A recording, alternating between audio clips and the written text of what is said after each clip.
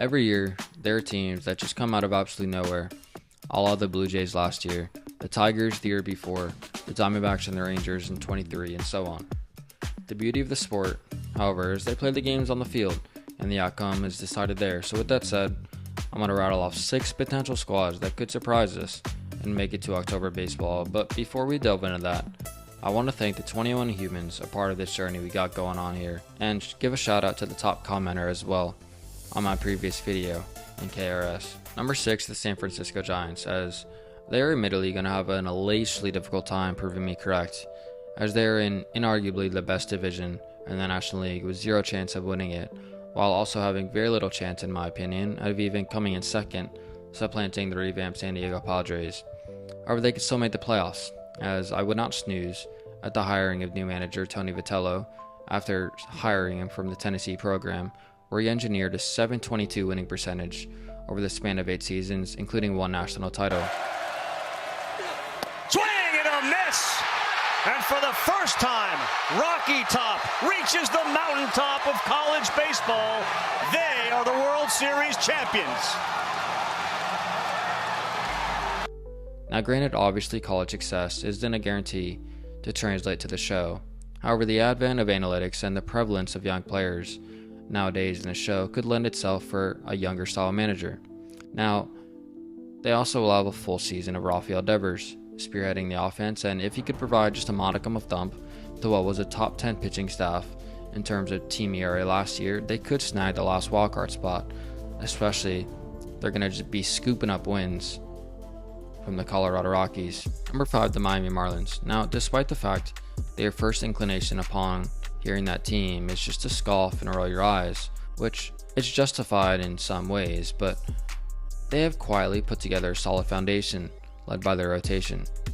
They won the quietest 79 games in the history of this sport, in which they were alive for October baseball up until the final week, and that was even despite their Cy Young from a few years ago, Sandy Alcantara, posting a 5.36 ERA and only getting 8 starts combined from Ryan Weathers and Braxton Garrett, their projected 3 and 4 starters.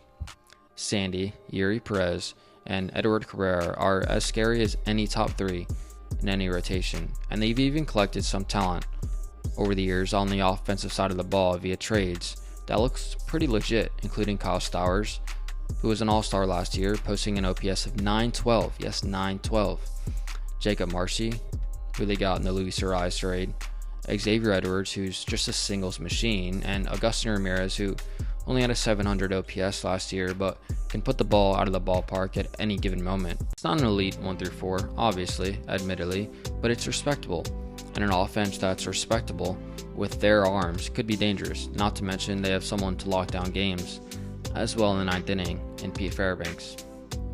Number 4, the Pittsburgh Pirates. This nomination, it could fall through in the first month of the year if, God forbid, Paul Skeens lands on the IL, because this pick is entirely contingent on him having yet another Cy Young season. However, provided he does stay healthy and Jared Jones and Mitch Keller's steadiness is coupled with the Bubba Chandler infusion, a consensus top 20 prospect in the game, I do really think that they could win a litany of 2-1 ball games, which could portend good things for them making the playoffs.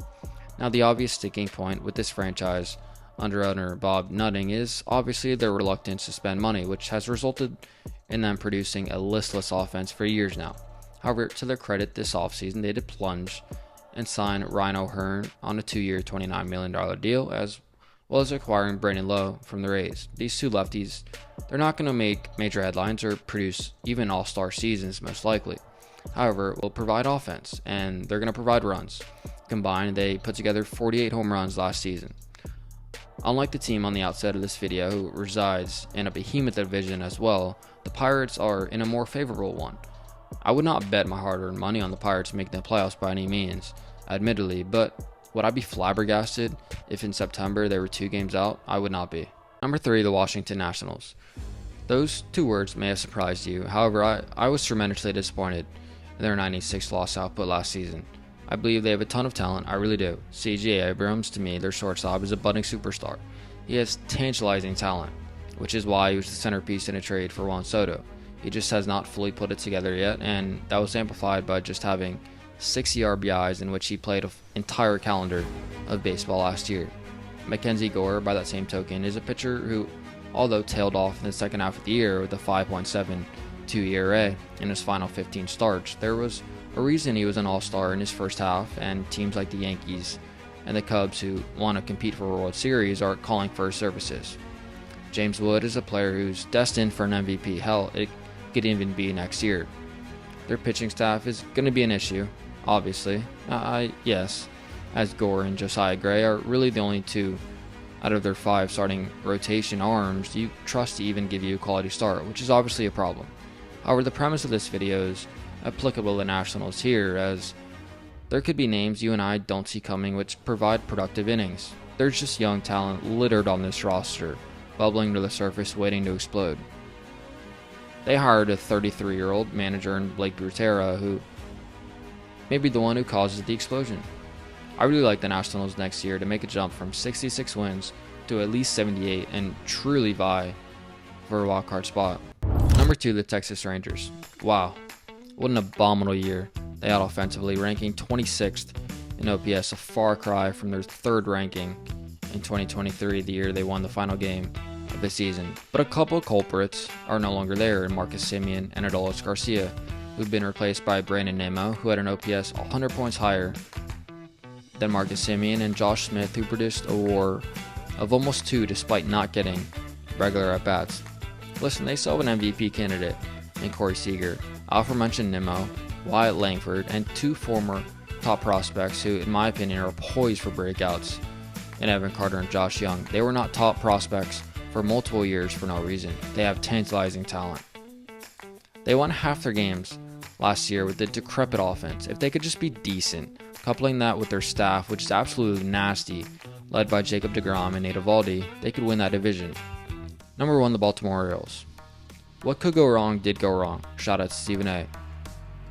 Last year, with Gunnar Henderson and Adley Rutschman both having down years, the Felix Bautista injury, which led to them not being able to close out any games, to the firing of their manager, to the inability to replace Corbin Burns after losing him for nothing.